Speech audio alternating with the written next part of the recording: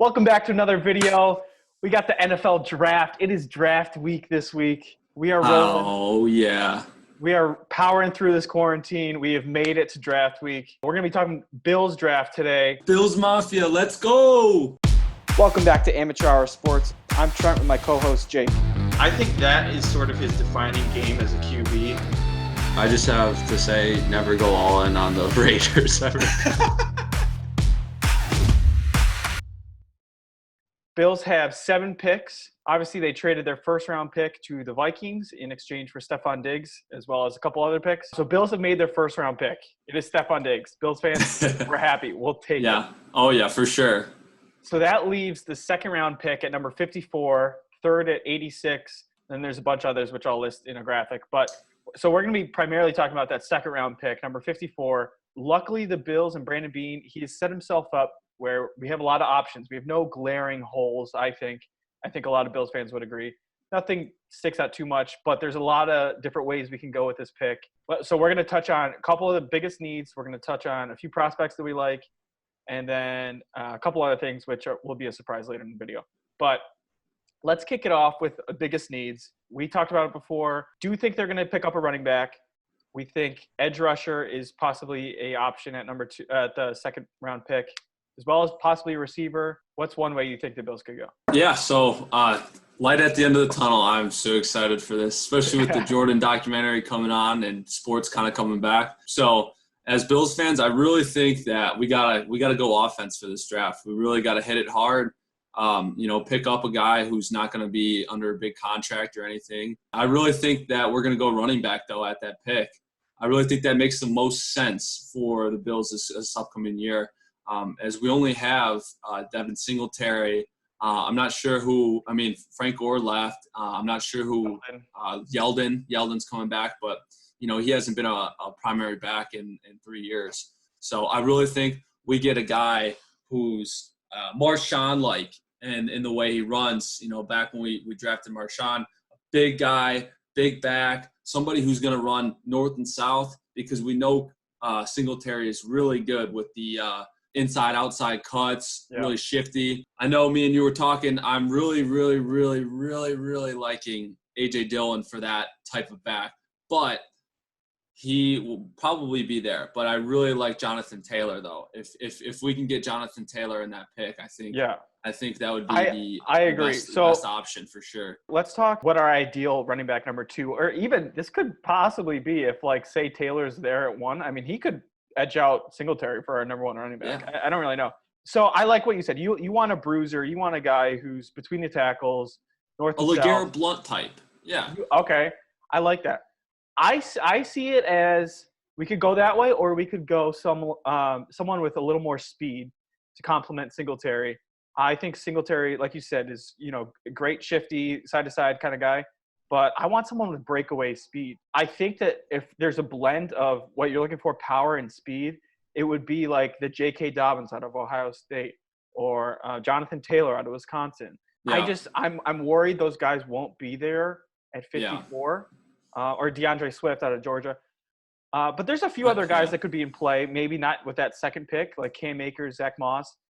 Even A.J. Dillon later. I actually think we could get A.J. Dillon in the 3rd round. I mean, it's just all depends on how many guys are left for sure, like you said. Yeah, I mean that's what's awesome about how Brandon Beane, how he's going to be able to approach this draft. He's approached this draft is we have so many different options, and I think we can all assume we're going to get a running back in this draft, but we don't have to take it with that second pick. We can go 3rd round, 4th round.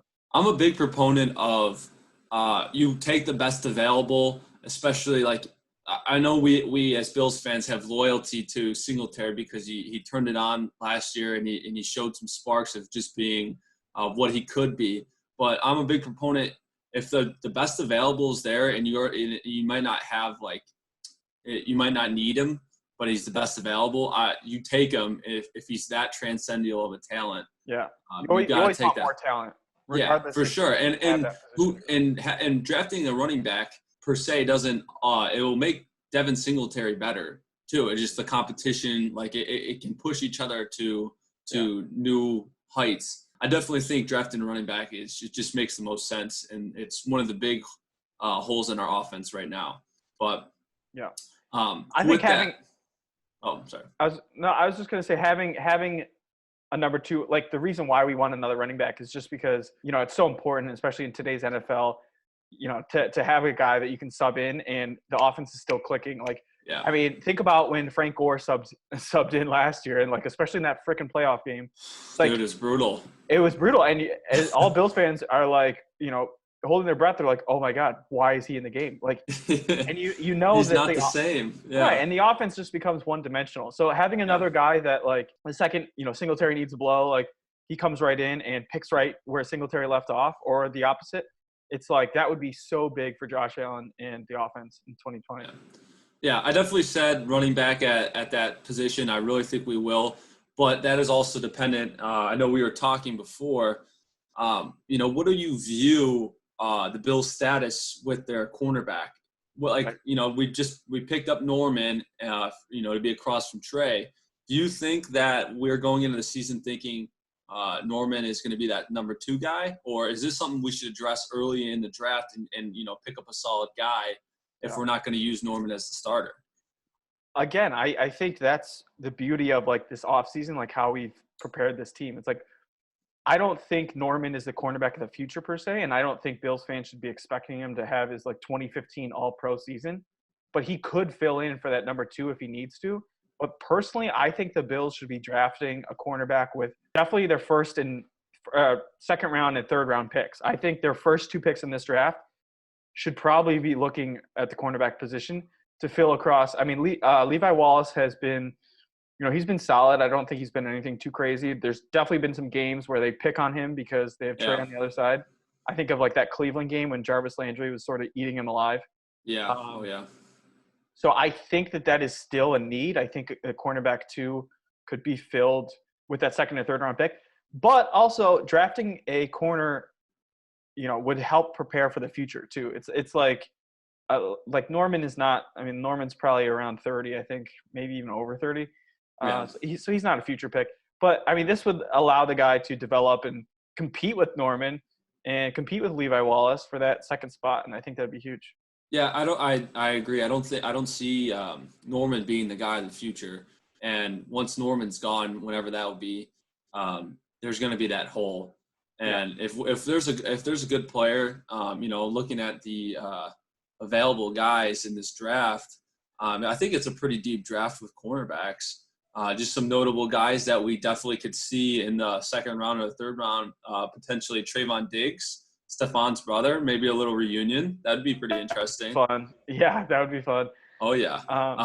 We got Bryce Hall from cornerback from Virginia. He's pretty decent. And Jalen Jefferson, those guys I view as kind of like the second and third day guys. Yeah, totally. I think those would probably be the mid-round targets for the Bills. But I agree, though, defensive backs, especially cornerbacks, it's just a position you can continuously draft.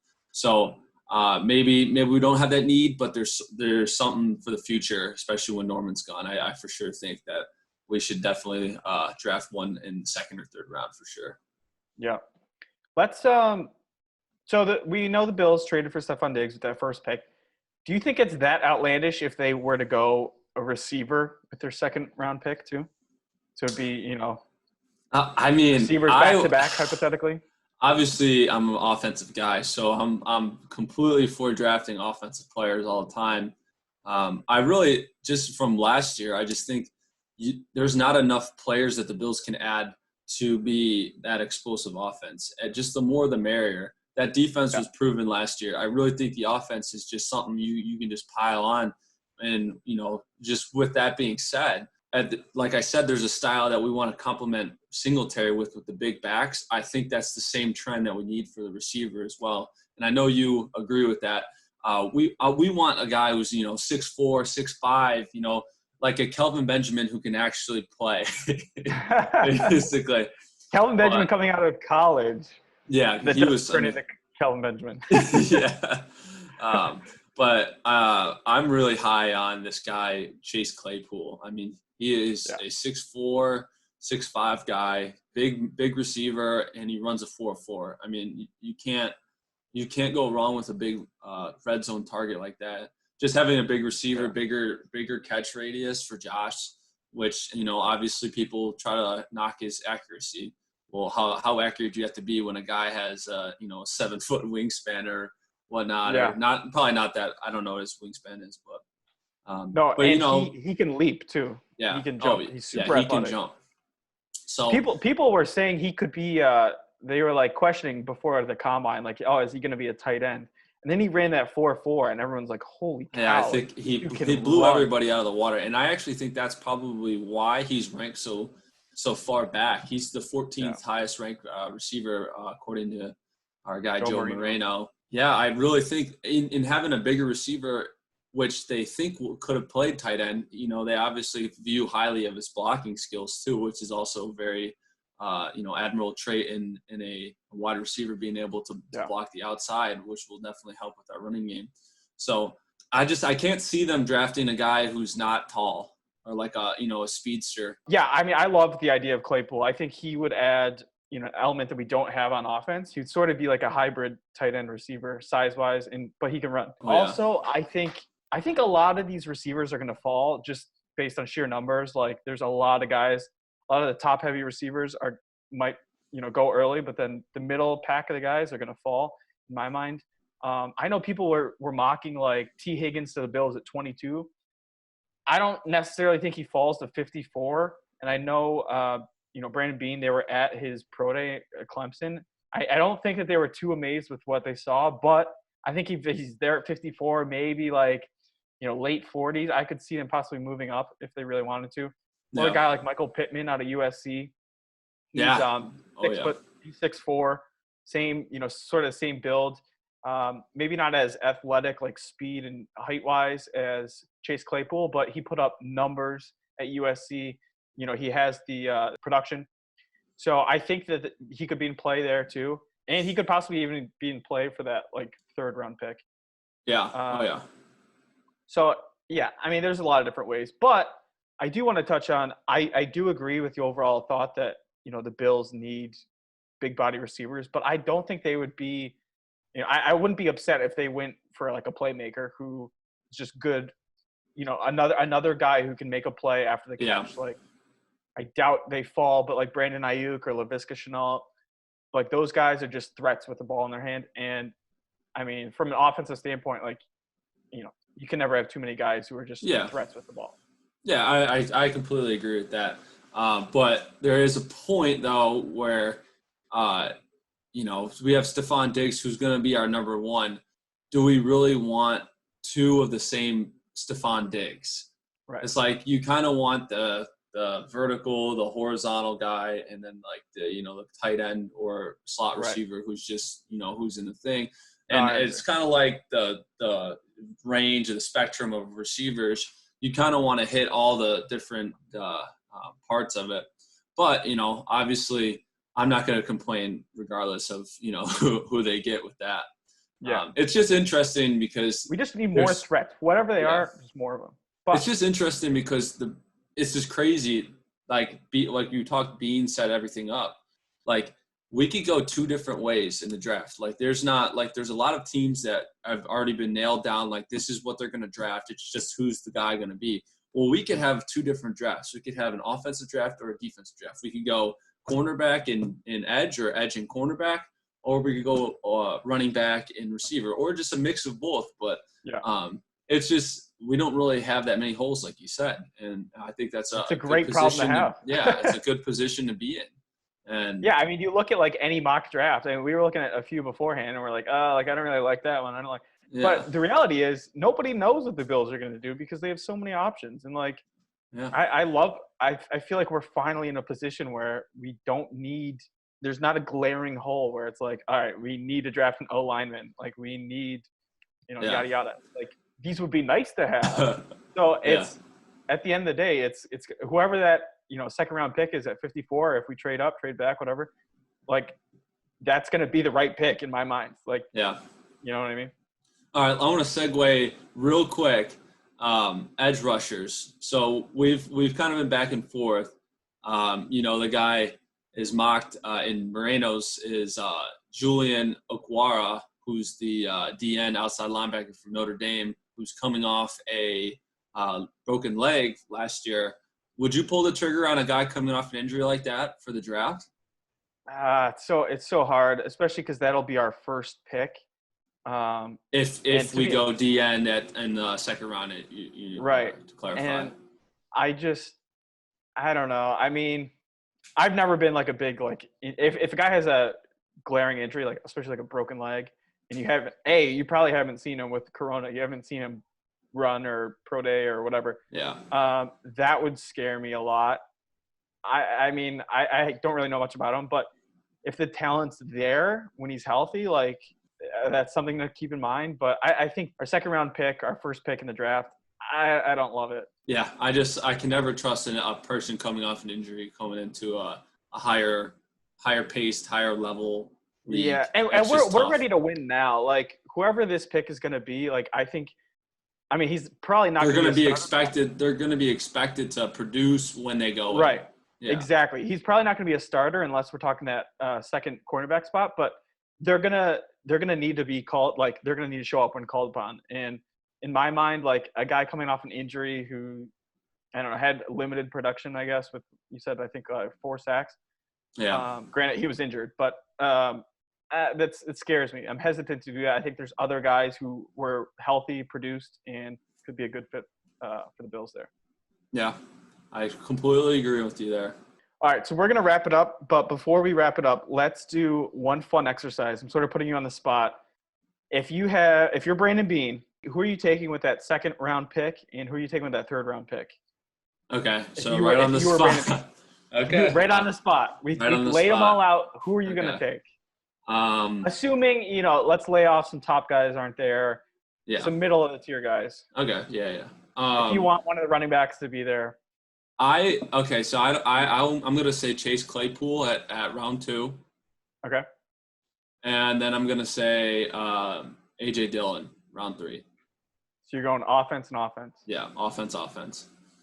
Okay. I mean, I would love that. If we came away with those two, that'd be. Yeah. I mean, if Claypool falls that far back, you mean like that? That to me is a no-brainer. Yeah.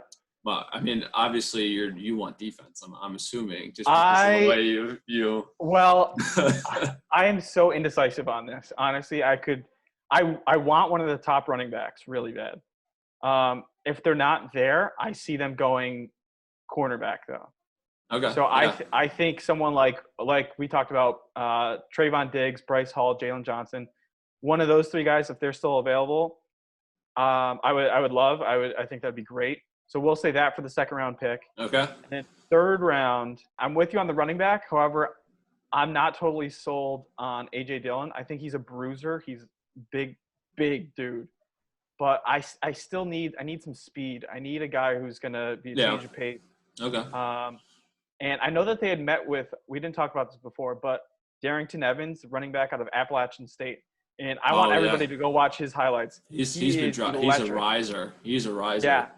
And he's so fast. He's really explosive with the ball. I think he could be a sneaky third round pick for the Bills. So I'll go him. 5'11", not too small. I mean. Yeah. No, he's 5'11", 185, thin guy, but when you throw on the tape and you watch him run, the dude is electric. He's got track speed, and he's from Appalachian State, small school. What are they, FCS? No, they're FBS. They're FBS now. Yeah, they're in Conference of USA, I think. Yeah, so I don't know. I would love it. But there's a lot of different ways the Bills can go. Yeah. We laid it all out for you guys. Yeah, I want to put you on the spot. I want to put you on the spot. Oh, God, okay, what?